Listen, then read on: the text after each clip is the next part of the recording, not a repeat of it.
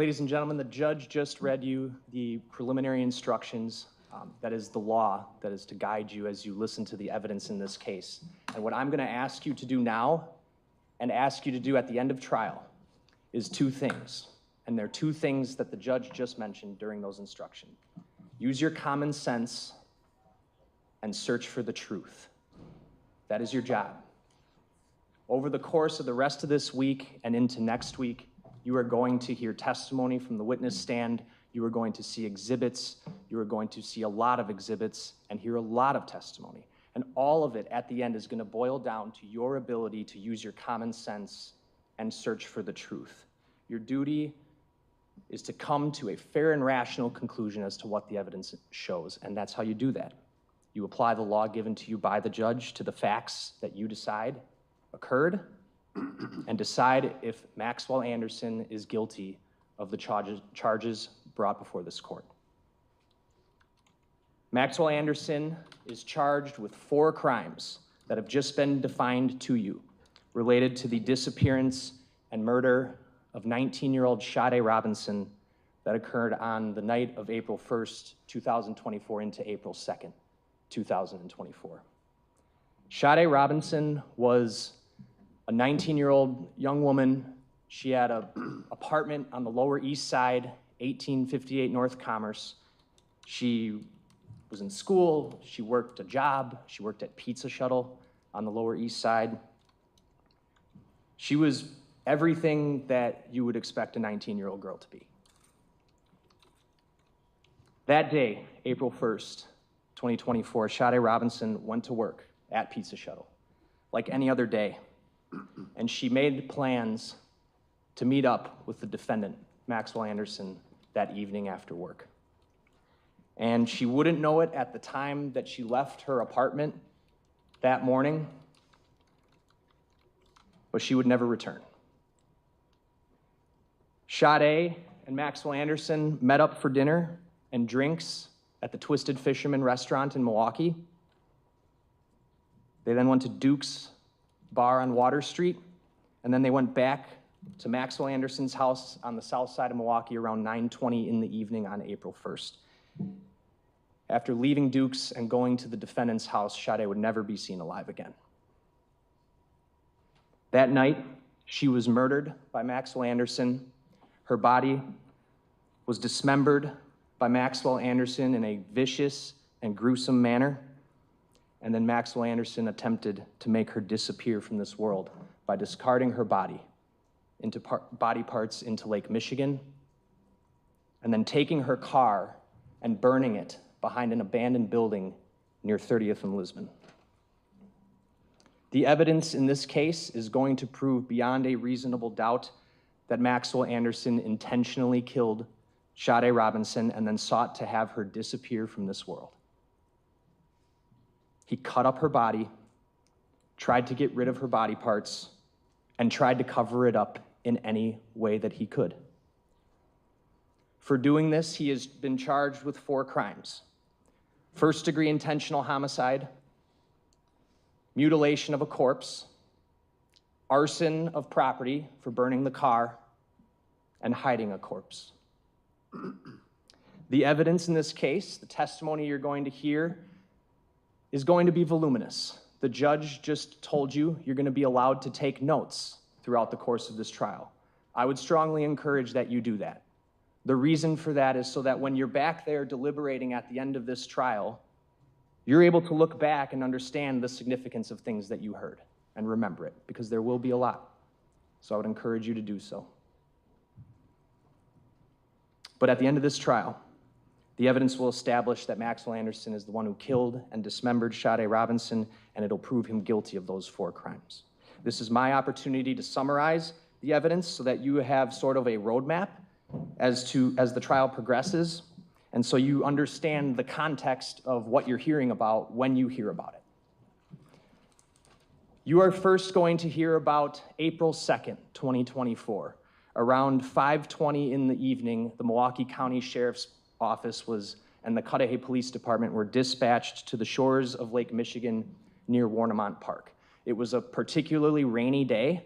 The weather was pretty nasty that day, and two young men were walking the shores of Warnemont Park, and they found a human leg, and they called 911. That leg that they found would later be confirmed through DNA testing to be the leg of Sade Robinson. The leg was found down a large bluff at the park on the coastline of Lake Michigan. It's a very secluded location. You are going to see ample amount of photographs of that location. And investigators searched that area north and south of there significantly, thoroughly, but found no other human remains at the park. Now, this park and this location is near the Cudahy Water Department. Investigators also discovered that on April 2nd, April 1st into April 2nd, a vehicle had been used to ram the Service Gate Road near the Cudahy Water Department pump house. This is right next to, about 100 yards away from where the leg was found on the coastline. The Cudahy Water Department personnel reported this actually the morning of April 2nd, prior to the leg being found. Notably, where this gate was smashed, this gate takes you essentially down a service road that goes right down to the shoreline where this Cudahy Water Department pump house was located. And recovered right where this gate was smashed were pieces of a dark blue Honda Civic, 2020 Honda Civic. Sade Robinson had a dark blue 2020 Honda Civic. The pieces of that Honda Civic were recovered from that location. They were ultimately determined by an analyst from the state crime lab that they were not just from any Honda Civic, they were broken off of Sade Robinson's Honda Civic. Video was recovered from the Cudahy Water Department and the surrounding area. And the video showed that near the location of this gate, a dark blue vehicle, Sade Robinson's Honda Civic, entering the park and entering that service road where that gate is at 2:53 a.m. on April 2nd. The vehicle remains down that service road, and there's only one way in and one way out, down that service road for about an hour and a half, and departs that very same service road at 4:32 a.m. on April 2nd. Additionally, on April 2nd, just hours after that car departs the park, at 7:30 a.m., Sade Robinson's Honda Civic was intentionally set on fire behind an abandoned building near 30th and Lisbon. Later that day, April 2nd, 2024, Sade Robinson was reported missing to the Milwaukee Police Department. Friends and family, friends who knew she hadn't shown up for her work shift on April 2nd at Pizza Shuttle, hadn't heard from her, reported her missing. Police followed up. They checked her apartment at 1858 North Commerce Street. She wasn't there. No real signs of what happened. Police would then follow up on the missing persons report, speak to several family members and friends, and discover that she had gone on a date the evening of April 1st, after her work shift. They also learned what her phone number was, and they learned from her family and friends that she had an app called Life 360. Life 360 and the phone number, with that information, police obtained phone records from Verizon Wireless, the wireless company that serviced Sade's phone. And those phone records from Verizon Wireless and the records from Life 360 provided very crucial information about Sade Robinson's activities on the evening of April 1st and her whereabouts. Notably, the police discovered a text message conversation between Sade and a phone number that the police would later learn belonged to Maxwell Anderson. The text conversation showed that Sade and Maxwell Anderson were planning to meet at the Twisted Fisherman that evening to get food, and indeed did meet around 5:15 p.m. on April 1st. Additionally, the records from Verizon Wireless, as I indicated, provided location information for her phone that not only confirmed her trip to Twisted Fisherman, but would provide further location information all the way up until about 4:40 a.m. on April 2nd. Police would follow up at Twisted Fisherman, and then through her phone records, also learning that she had gone to Duke's on Water Street, and they got video from those two locations that confirmed that Sade Robinson and Maxwell Anderson met up that evening, first having dinner and drinks at the Twisted Fisherman, and then they went to Duke's on Water Street to hang out and have more drinks. Through all of that information, the phone data, the videos, investigators confirmed they were at Twisted Fisherman from 5:15 p.m. until 6:24 p.m. And then they went to Duke's on Water Street from 6:30 p.m. to about 9:04 p.m. Videos also confirmed that that evening, Sade Robinson was driving her 2020 Honda Civic, the same vehicle that was used to smash the gate at the Cudahy Water Department pump house. Now, this would be time for me to mention it's a common vehicle, Honda Civic. Everyone's heard of one. But it does have distinct features. Honda Civics have sort of distinct features that are going to be worth noting when we go through the evidence in this case. Hers was dark blue. It had a sunroof. And particularly 2020 Honda Civics have these unique sort of C-shaped lights in the rear. And you're going to see those, all features that are noticeable on video, which will become important. At 9:04 p.m., Sade Robinson and Maxwell Anderson left Duke's together, and they left Duke's and got into Sade Robinson's Honda Civic. Sade was driving, Maxwell Anderson was riding passenger, just the two of them. The phone location information from both Sade's phone and Maxwell Anderson's phones, as well as other surveillance videos that you'll see from downtown and the area near Maxwell Anderson's residence on the south side of Milwaukee, confirmed that they drove from Duke's on Water to Anderson's residence. They arrived at his residence around 9:24 p.m., and you will see video of Sade's car arriving at his residence, driving right by the front of his house and then into the alley. At the exact time, her phone location information is showing her phone arriving at his residence. Sade's phone remains at Maxwell Anderson's home up until about 12:45 a.m. on April 2nd. There's a video from across the street from Maxwell Anderson's home that shows silhouettes and movement in Maxwell Anderson's residence for the intervening about 3 hours. The time she gets there, the time her phone shows that they got there, up until about 12:45 a.m. Consistent with Maxwell Anderson and Sade being there. That video from across the street, beginning about 11:24 p.m., all the way up until about 12:45 a.m. on the 2nd, shows some movement beginning in the side yard near where the back door is, where he would come out and go in. That stops around 12:45 a.m. And any human movement that you can see in the upper window stops at 12:45 a.m. Also occurring right after 12:45 a.m., Sade Robinson's phone location information begins to show her phone moving away from Maxwell Anderson's residence, where it's been stationary since her car arrived there around 9:24 p.m. Now, this is a very crucial time in the timeline. And this is where the phone location information that investigators got from Verizon Wireless and Life 360 becomes extremely important. What occurs beginning just after 12:45 a.m. is that the victim's phone moves away from Maxwell Anderson's residence and begins to travel to various locations throughout Milwaukee County for the next few hours.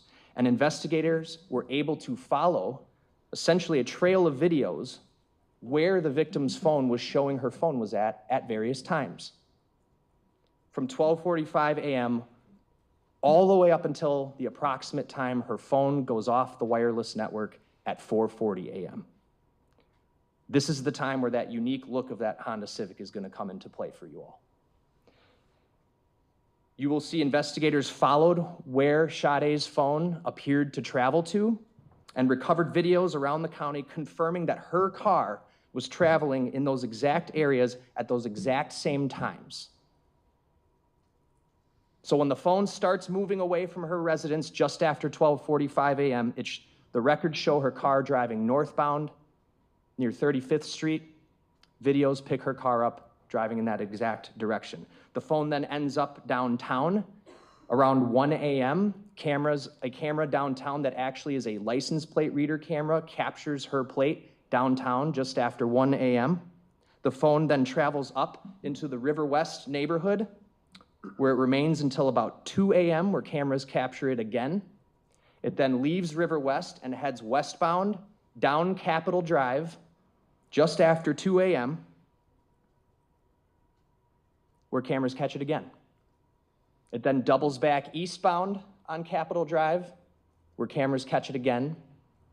And the records show it appears to get on the interstate and travel southbound towards and through downtown Milwaukee, and ultimately appear to exit the interstate just around 2:40 a.m., where cameras capture it again. The phone then, after exiting the interstate near College Avenue, heads east in the direction of Warnemont Park. Also captured by a trail of videos. And then by 2:53 a.m., video shows the Honda Civic arriving at Warnemont Park, which is the video I described before of the car smashing the pump house gate. Sade's phone shows her phone records show that her phone remained at Warnemont Park for about an hour and a half, the same amount of time that the car remained down that pump house road from the video. And in that time, police recovered video from that Cudahy Water Department pump house that overlooks Lake Michigan. That video, it's nighttime, it's dark, but it paints a telling tale.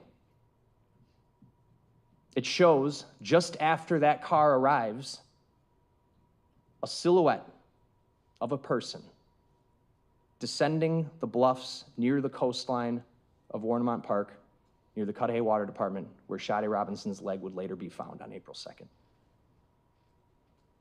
That person, the evidence is going to show you, is Maxwell Anderson. This is the time where Sade's body was intentionally discarded into the lake after being dismembered. By this time, Sade is deceased, and Maxwell Anderson, using her own car, is trying to make her disappear. That video from the pump house confirms that he is down there for about an hour and a half before departing the pump house and departing Warnemont Park in her car around 4:30 a.m., which is exactly what the phone records show. Shortly after that, as the phone moves north, it goes off the network around 4:40 a.m. as it heads north into St. Francis towards downtown. Now, investigators also canvassed heavily near the area of where Sade's car was burned, way over on 30th and Lisbon on the north side of Milwaukee. And they also located a trail of videos from this location, picking up around 4:50 a.m., 10 minutes after Sade's phone appears to go off the network. And her Honda Civic is again picked up on those videos in the exact amount of time it would take to drive from where her phone went off the network to the location it's picked up on camera. That trail of videos shows her car, her 2020 Honda Civic, circling around the part of town where her vehicle would eventually be set on fire at 7:30 a.m. The Honda drives around from about 4:50 a.m. to 5:19 a.m., after which it is picked up next on a camera near a playground at 31st and Galena at 6:50 a.m. This is 1.5 blocks away from where her car would later be set on fire. The vehicle drives around more before pulling into the alley where it's set on fire. Police located video from a liquor store and a Milwaukee County Transit bus that depicts the time the vehicle fire was set. Now, you're not going to see it because he parked the car behind this abandoned building that did not obviously have functioning cameras. But these two videos show something crucial. They show two women walking down Lisbon Avenue who all of a sudden stop and begin to act in distress as they are clearly watching something disturbing happen. They are watching the fire being started. They are clearly shocked. They are clearly bothered on the video, which has audio. And right after they see this, a white male walks away from the area where the fire was set as one woman points at him and yells to the passing traffic, "He did that, call the fire department." You will see this white male on video. You will see the distinct clothing he's wearing as he's walking away from Sade's burning vehicle. He's got a dark gray hooded top. He's got dark pants, shoes with white soles, and he's wearing a large camouflaged backpack that appears to be very full. Police are able to follow an additional trail of videos of this person, the person walking away from her burning car. That trail of videos will show you that the person who lit Sade's car on fire at 7:30 a.m. boarded a Milwaukee County Transit bus on 35th and Lisbon at 8:12 a.m. And when that person gets on the bus, you will see their face clear as day on the bus camera video. It is him. It is Maxwell Anderson.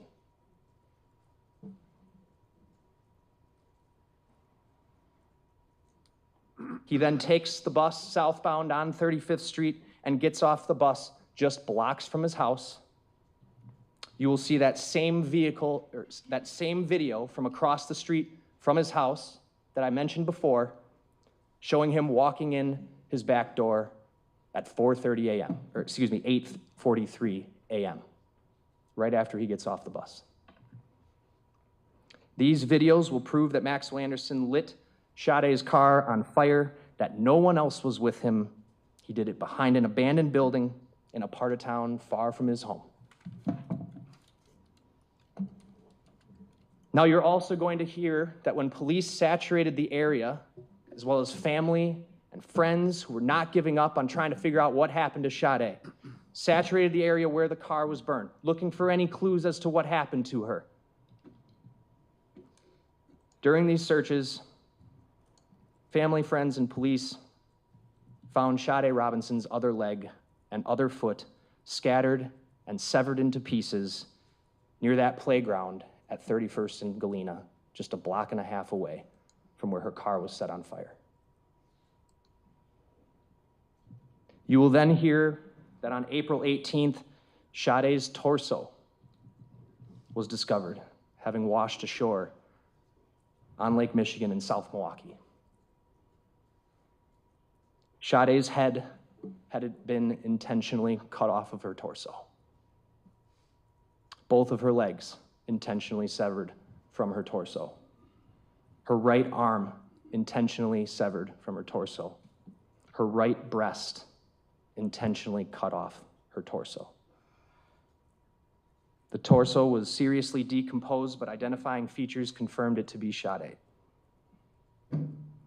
On May 11th, 2024, Sade's right arm was discovered having washed ashore on the shores of Waukegan, Illinois, severely decomposed.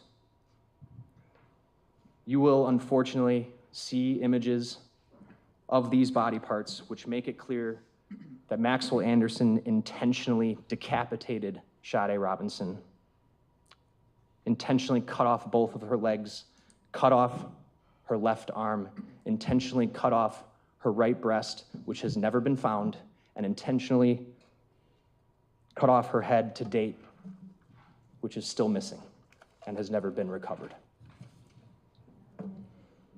While horribly gruesome, this will show you the intent behind what happened to Sade and the intent behind making sure she was disposed of from this world. By April 4th, Maxwell Anderson was arrested by the Milwaukee County Sheriff's Office, and you are going to hear that his cell phone was recovered from him, confirmed to be the same phone that Sade was texting on April 1st, the last text conversation Sade would ever have. Police searched Maxwell Anderson's phone. They searched his residence, trying in any way to learn more information about what happened to Sade.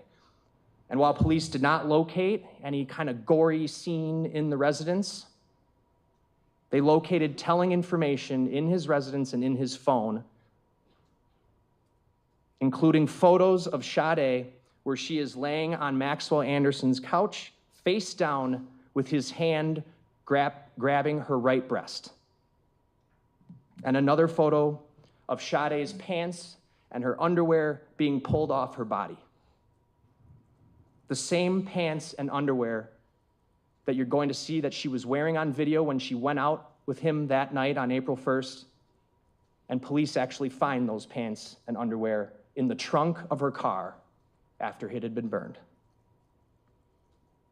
You will also hear from police who searched the area around Maxwell Anderson's residence and who recovered the dark gray sweatshirt that Maxwell Anderson was wearing during the time he lit Sade's vehicle on fire. You will see it's clearly visible on the bus video of him getting on the bus where his face is visible. And you're gonna hear that hoodie had Maxwell Anderson's DNA on it and Sade's DNA on it. Additionally, you are going to hear from the medical examiner who examined the body parts that were recovered and was able to conclude that Sade's body was intentionally cut into pieces after her death. The medical examiner will describe the wounds to the body and what she noticed that showed the intentional severing of limbs, including the intentional severing of Sade's head. You are also going to hear and see evidence that the shores of Warnemont Park, where Sade Robinson's leg was found, were not unfamiliar to Maxwell Anderson. It was a place he knew well.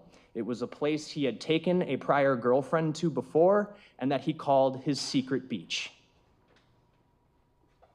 That's the location where Sade Robinson was discarded into Lake Michigan. It was a place he was familiar with and had taken a prior girlfriend to before. In total, what the evidence in this case is going to show is that Maxwell Anderson murdered Sade Robinson the night of April 1st into April 2nd. He then brutally and callously cut her apart, disposed of her body parts, and burned her car. Maxwell Anderson was the last person to text with Sade Robinson. He was the last person to be in public with Sade Robinson. He was the last person to have Sade Robinson's car. He was the last person to be with Sade Robinson. And the evidence will show that he is responsible for Sade's death. You will see, the evidence will show that what happened to Sade Robinson that night was not an accident. One does not end up going out to dinner and then going out for drinks on Water Street for a good time to being dead and cut up into pieces and discarded into Lake Michigan unless someone intends for that to happen. That's what the evidence will show happened to Sade Robinson. And the evidence will show Maxwell Anderson is responsible. At the end of this trial, I'm going to come back before you and again ask you to do what I asked you to do from the beginning, to use your common sense and search for the truth. And if you do those two things, you will find the defendant guilty. Defense?